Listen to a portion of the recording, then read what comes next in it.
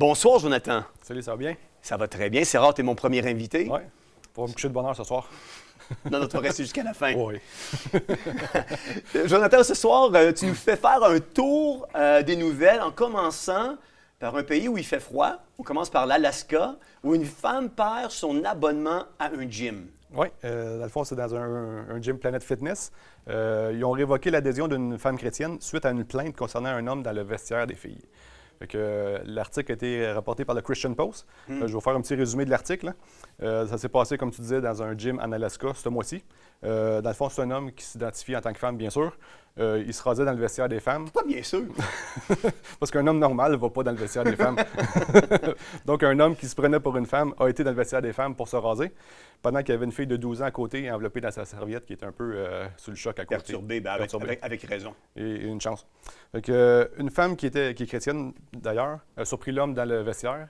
Elle l'a confronté et elle l'a pris en photo. Puis, à sa grande surprise, quand il est revenu la fois d'après, dans le fond, son abonnement au gym a été révoqué. Tu vois, ça c'est des propriétaires de gym qui ne savent pas c'est quoi le gros bon sens. Exactement. Non, mais c'est rendu que quand tu permets à un homme de se raser parce qu'il s'autoproclame femme dans un vestiaire de femme, puis qu'il y a une petite fille de 12 ans qui est là pour se changer, pour aller participer puis faire son entraînement, il y a quelque chose qui tourne pas rond dans la boîte à poux, là, juste là, en partant, là, puis que c'est pas l'homme que tu réprimandes, mais que c'est la femme en coupant son adhésion. On vit dans un monde de fous. Mais tu sais, il faut être tolérant et inclusif aujourd'hui, hein? Ouais. Il faut tout s'unir, passer par-dessus nos différences. Mais une limite à l'inclusion dans mon assiette à moi. Ouais, là, exactement. Donné, Tout ça pour dire que la femme a mis une vidéo sur X, Twitter. Ça a été repris par la chaîne Libre of TikTok, ce qui est très populaire, fait que ça est devenu assez viral. Dans le fond, le journal Christian Post, ils ont contacté le Planet Fitness pour avoir plus de commentaires, puis bien sûr, ils ont sorti des belles phrases comme Planet Fitness s'engage à créer un événement plus inclusif et tout le jargon habituel, le woke. Mais oui, c'est sûr. Mais le backlash n'a pas été long à venir. 2 jours plus tard, Get Woke, Go Broke. Deuxième article du Christian Post. Get Woke, Go Broke. Quand tu deviens woke, tu t'en payes le prix assez vite en général. Ouais. On peut se rappeler Budweiser. Mais oui, c'est pas les seuls d'ailleurs, il y en a eu plein d'autres par la suite. Ouais. 2 jours plus tard, les actions de Planet Fitness chutent quelques jours après l'annulation de l'adhésion d'une chrétienne en raison de sa politique trans. Dans le fond, ils sont en bourse puis ont perdu 8 de la valeur de leur action en 2 jours. Est-ce que l'histoire raconte s'ils ont rappelé la dame pour lui offrir ses excuses puis la réintégrer dans son abonnement? Pas à ma connaissance, j'ai pas rien vu sur le sujet. Bon. Mais tu sais, comme qu'on sait, j'en avais parlé au printemps, toutes les entreprises qui sont à la bourse, ils reçoivent, en tout cas pas toutes, mais presque, une cote de ESG, de BlackRock, pour environnement, social et gouvernance. Fait qu'il faut que tu te comportes bien, il faut que tu parles des narratifs COVID, changement climatique et transgenrisme et autres pour avoir une belle cote. Sinon, tes actions perdent de la valeur, puis même avec le système Aladdin qu'on avait parlé, système automatisé d'intelligence artificielle, si ta cote descend, les actions se font vendre automatiquement. C'est rendu un prérequis pour avoir une bonne cote à la bourse. Oui, il faut que tu embarques dans les narratifs pour avoir une bonne woke, puis tout ça. Wow. Le Tennessee qui adopte un projet de loi interdisant les chemtrails, ça c'est une nouvelle récente, là. Oui, c'est cette semaine, je crois. Ouais. Fait qu'on sait que ça n'existe pas, les chemtrails, c'est une théorie de conspiration, mais le Gateway Pundit rapporte un article sur le sujet. Dans le fond, le Sénat de l'État du Tennessee a pris une position définitive contre le sujet controversé des chemtrails en adoptant le House Bill 2063. Ouais. Le projet de loi vise à interdire le rejet intentionnel de produits chimiques dans l'atmosphère à des fins de géo-ingénierie et a été parrainé, entre autres, par 2 républicains et a été approuvé par le Sénat. La législation repose sur l'affirmation selon laquelle il est documenté, c'est prouvé, que le gouvernement fédéral ou d'autres entités peuvent mener des expériences de géo-ingénierie en dispersant intentionnellement des produits chimiques dans l'atmosphère. Ce nouveau projet de loi vise à interdire de telles activités à l'intérieur des frontières de l'État. Donc, ce qu'on veut interdire, c'est d'influencer la température, les conditions météorologiques ou l'intensité de la lumière du soleil. Le Tennessee, dans le fond, serait un des premiers États américains à interdire la géo-ingénierie dans son État. Ça pourrait peut-être ouvrir la porte à d'autres États. Wow. L'article rapporte aussi que des scientifiques ont proposé récemment une nouvelle technique de géo-ingénierie audacieuse, la déshydratation intentionnelle de la stratosphère. Tu es en train de te déshydrater. Fait je l'ai senti en dedans. Tu l'as senti en dedans de toi. Une étude publiée par le Science Advance implique l'idée ambitieuse et controversée d'ensemasser la haute atmosphère avec des particules pour empêcher la vapeur d'eau de pénétrer dans la stratosphère. La vapeur d'eau est importante car c'est le gaz à effet de serre le plus abondant sur Terre. En gros, on veut assécher le ciel. C'est sûrement une bonne idée selon les grands scientifiques. J'ai été voir aussi le projet de loi sur le site pour voir si c'était pas une fake news.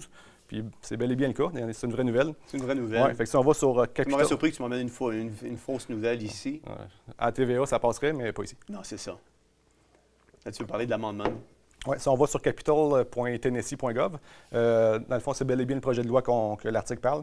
L'amendement numéro 1 réécrit le projet de loi pour interdire l'injection, le rejet ou la dispersion intentionnelle, par quelque moyen que ce soit, de produits chimiques, de composés chimiques, de substances ou d'appareils à l'intérieur des frontières de cet État, dans l'atmosphère, dans le but express d'affecter la température, les conditions météorologiques ou l'intensité de la lumière du soleil. Fait que c'est assez clair que ça existe. Si on fait des lois en conséquence, c'est parce que ça existe. Puis là, eux autres sont tannés puis ils veulent le contrôler un peu mieux. Fait que je ne suis pas sûr que je fais confiance non plus dans leur chemtrail.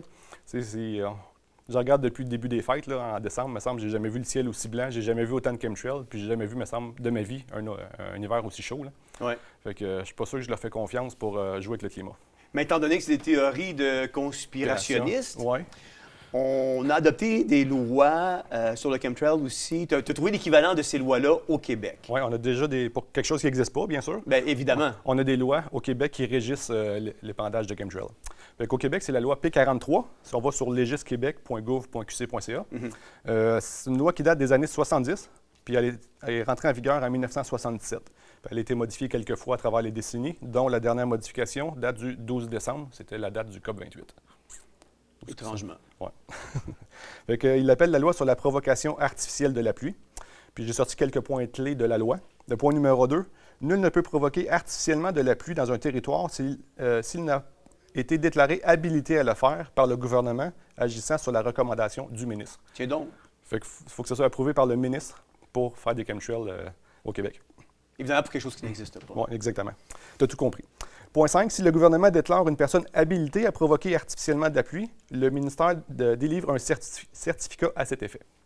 Puis point 8, ça disait qu'il fallait publier dans les journaux de l'époque le fait qu'on allait faire des tests dans quelle zone puis tout ça. Mais ils se sont mis une porte de sortie. Point 10, le gouvernement peut, s'il est d'avis qu'il y a urgence, dispenser des publications, qu'on parle au point 8 et 9. Fait que ils ont mis une belle porte de sortie pour dire s'il y a des urgences, on n'est pas obligé de respecter la loi. Ouais, de l'afficher publiquement qu'on va faire des tests. Évidemment, quand on dit que ça n'existe pas, on est sarcastique. Oui. Il y a aussi eu des modifications en 2012 sur quelques points de cette loi-là. Le point 2, c'est maintenant, seuls les météorologues hautement diplômés et agréés peuvent faire une demande de certificat. Point 6, ça coûte combien pour avoir un certificat de chemtrail? 25 à 50 $ par année. Pas cher, hein? Voyons donc. C'est le prix d'un permis de chasse. Oui. Point 13, le détenteur doit soumettre au ministère le rapport trimestriel décrivant les équipements utilisés, les superficies visées, etc. Puis tous les rapports vont à qui? Monsieur le ministre du Développement durable, de l'Environnement et des Parcs du gouvernement du Québec. Donc, Monsieur Agenda 2030 au Québec, c'est lui qui reçoit les rapports sur les chemtrails. Ce serait intéressant, s'il y a des journalistes qui nous écoutent, d'aller demander par la loi de l'accès à l'information, d'avoir accès à ces rapports-là, puis voir si c'est vrai ou non, puis l'étendue de tout ce qui se fait. Bien, on est une chaîne de nouvelles, on pourrait essayer d'avoir accès à cette information-là. Oui, je ne suis pas un vrai journaliste, je prétends. Je suis un programmeur. Mais tu savais qu'il n'y a aucune loi qui légifère au Québec les journalistes, hein? Ah non? Non, tu pourrais devenir journaliste, puis tu pourrais exercer ce métier-là. Tu n'es pas obligé de te rapporter à un ordre quelconque. Puis, non, c'est vrai. Tu vas être journaliste indépendant. Tu vas être un journaliste indépendant, tout à fait. Fait que c'est ce que tu es. C'est moi conseiller pour les médecins, par exemple. On comprend pourquoi. Tu as aussi trouvé, évidemment, la même chose, une loi qui s'apparente au chemtrail pour le fédéral. Fait que ce qu'ils ont adopté au Tennessee, on a son pendant au Québec, on a son pendant ici au Canada également. Ouais, fait qu'on a une loi qui régisse les chemtrails au Québec, puis on a aussi une loi qui régit les chemtrails au fédéral au Canada. Fait que ça fait quand même beaucoup de lois pour quelque chose qui n'existe pas, qui est une théorie de conspiration. Fait que, au Canada, c'est la loi W5 sur justice.gc.ca. Fait que c'est la loi sur les renseignements en matière de modification du temps. Fait que c'est une loi qui date de 1985. Elle s'intitule « Loi prévoyant l'obtention de renseignements sur les essais de modification du temps atmosphérique ». Deux petits extraits intéressants de la loi.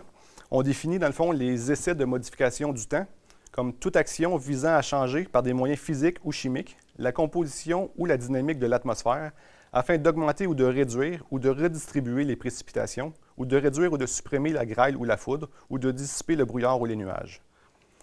C'est clairement ce que... Ça existe, il faut croire.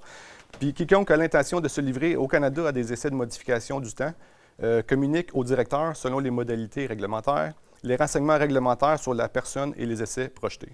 Fait qu'en gros, si je résume la loi, au fédéral, on ne contrôle rien. Tout ce qu'on veut, c'est avoir des rapports de ce qui a été fait.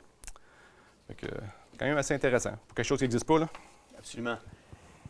Puis, tu as découvert qu'on devrait manger des serpents pour sauver la planète. Non, c'est pas moi qui ai découvert ça. Je rapporte un article. Oui, tu rapportes un article. Mais tu as découvert un article qui traitait de ce sujet-là. Ouais, parce que c'est pas exactement ma position. J'imagine. Me faire avaler des couleuvres, là. Fait que dans la catégorie... Qu'on essaie de nous en faire avaler beaucoup. Oui, ça, oui. Surtout pendant les 2-3 dernières années, là. Absolument. Donc, dans la catégorie folie climatique de la semaine, celle-là puis la suivante sont assez solides. Ouais. Les scientifiques disent maintenant qu'il faut manger des serpents pour sauver la planète du changement climatique. Fait qu'on a un article de The Blaze qui nous rapporte ça. On nous dit que depuis plus d'une décennie, on dit aux gens de manger des insectes pour lutter contre le changement climatique. Selon les scientifiques, la nouvelle source de nourriture qui permettrait de réduire l'empreinte carbone, mot-clé, d'une personne serait les serpents. De nouvelles recherches plaident pour que les humains augmentent la consommation de serpents comme alternative alimentaire afin de réduire les gaz à effet de serre. Fait que tout le temps les mêmes mots-clés. Ouais. Une recherche publiée dans Scientific Report a noté que l'élevage de pitons semble offrir des avantages tangibles en termes de durabilité et de résilience des systèmes alimentaires. Autre beau mot-clé, tout le temps les mêmes mots-clés du narratif. Il s'agit d'un système d'élevage alternatif qui doit être pris au sérieux, a déclaré l'auteur principal de l'article, le docteur Daniel Natusch. Nous ne disons pas nécessairement que tout le monde devrait arrêter de manger du bœuf et se tourner vers les pitons, mais il devrait y avoir une conversation sur le sujet pour augmenter le mix agricole. Fait que, non, merci. Fait que, dans le fond, dans la suite de l'article, on cite le taux de reproduction des pitons puis leur capacité à survivre s'il manque de nourriture. Ils peuvent survivre jusqu'à 3 mois sans nourriture. Fait que, on dit que c'est intéressant pour l'insécurité alimentaire mondiale. Fait que les pitons produisent beaucoup moins de gaz à effet de serre, selon eux, que le bétail traditionnel. Donc, vous mangerez des pitons puis vous serez heureux. On peut rajouter ça dans notre liste. Fait qu'une bonne alternative, on s'entend que ça reste un jardin, des poules puis des choses comme ça. Ça peut nous aider s'il y a des périodes plus difficiles, mais les pitons, je ne suis pas sûr que j'embarque. Non, moi non plus, j'embarquerai pas. Tu as une nouvelle aussi qui est intéressante. Il y a une nouvelle orientation sexuelle qui devient de plus en plus populaire. Oui, puis ça me touche vraiment. Chaque semaine... Sérieux? Non.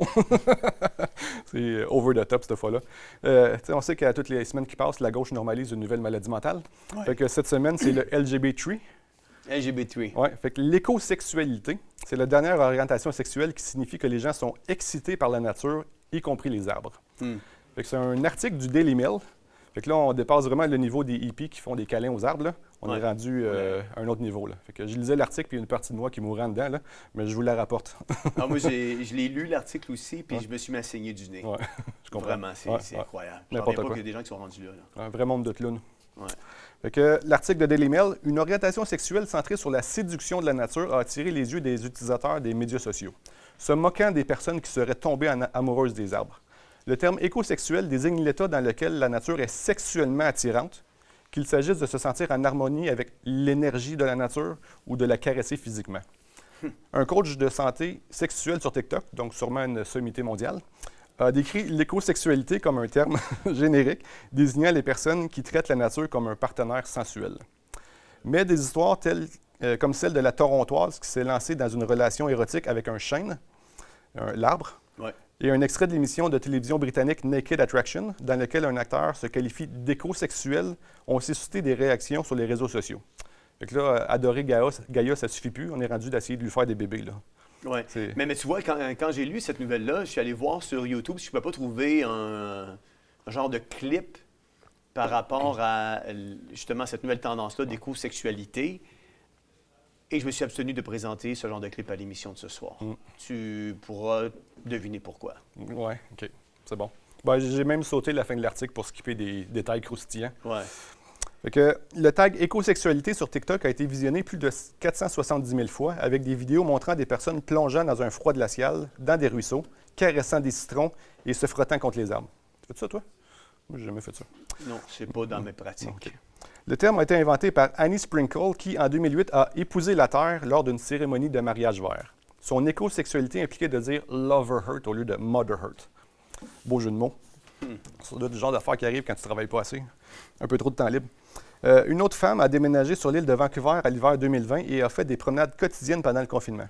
Au cours de ces promenades, elle passait devant un grand chêne près de chez elle et elle a commencé à vivre des expériences érotiques à l'été 2021. Et certains ont vécu le confinement un peu plus difficile que les autres. Mais oui. Elle décrit l'arbre comme possédant toutes les qualités qu'elle recherche chez une personne, stabilité, protection et soutien. C'est vraiment touchant. Puis, moi aussi, je vous épargne les détails torrides puis d'autres exemples que dans l'article. C'est un nouveau niveau de folie. Ouais. C'est un peu n'importe quoi. Mais tout à fait, tu vois, ça me fait penser, là, pendant qu'on regarde cette dernière nouvelle assez insolite, quand je lisais ça ce matin, j'ai tout de suite pensé à Romains 1, les versets 22, 25, 28, 32, qui en dit long. Puis je veux juste te le lire, Jonathan, parce que c'est assez spécial. Ça nous dit « Se vantant d'être sages, ils sont devenus fous. » Là, on peut pas descendre plus fou que ça, là.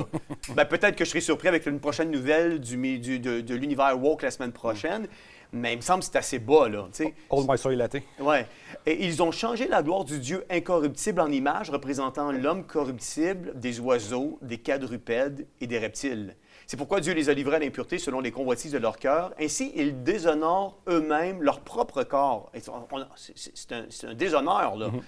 Eux qui ont changé la vérité de Dieu en mensonge et qui ont adoré et servi la créature au lieu du Créateur, qui est béni éternellement. Puis ça, dans toute la religion du Nouvel Âge, tu en as parlé toi-même dans ta propre chaîne sur Watchmen, on est rendu qu'au lieu d'adorer le Créateur, tout le mouvement Nouvel Âge adore la création. La terre, les arbres, les astres, la lune. On est rendu là. Moi, j'aime mieux adorer, j'aime mieux prier celui qui a créé toutes ces choses-là que de prier ces choses-là qui sont inertes en soi. Tu comprends? Après ça, on tombe verset 28 qui va dire « Comme ils ne se sont pas souciés de connaître Dieu, Dieu les a livrés à leur sens réprouvé pour commettre des choses indignes. Et bien qu'ils connaissent le jugement de Dieu, déclarant dignes de mort ceux qui commettent de telles choses, non seulement ils les font, mais encore ils approuvent ceux qui les font. L'être humain a substitué son amour à Dieu pour l'amour de sa création. L'être humain a substitué une sexualité dans le mariage entre hommes et femmes pour une sexualité débridée, loin de ce que la Bible endosse. Le principe d'adorer la création au lieu de le créateur, c'est pas de nouveau. Là, on est rendu à un nouveau niveau. Là. Absolument. On peut voir dans l'Ancien Testament des peuples qui se faisaient leur propre dieu en bois ou en or. Là. Puis il fallait qu'ils les sortent quand il y avait un feu ou qu'ils les entretiennent. Fait que, un vrai dieu, il n'est pas fait de main d'homme, on s'entend. Absolument pas. Fait que, là, on est dans un mode où on adore littéralement... la création plutôt que le créateur, effectivement. Merci beaucoup d'avoir été avec nous pour cette excellente chronique, Jonathan. Oui, c'est ça. On est rendu dans un monde qui en fait, c'est le jugement de Dieu. Le monde est en déchéance. On n'a jamais vu le monde aller aussi bas que la bassesse dans laquelle il se vaut présentement. Et je pense que quand c'est rendu que tu baises la nature, l'arbre, le chêne et la forêt, c'est parce qu'il y a des choses qui ne tournent pas rond dans ta tête. Et ici, on appelle ça, dans notre jargon, là, nos parents, nos grands-parents auraient classé ça de maladie mentale.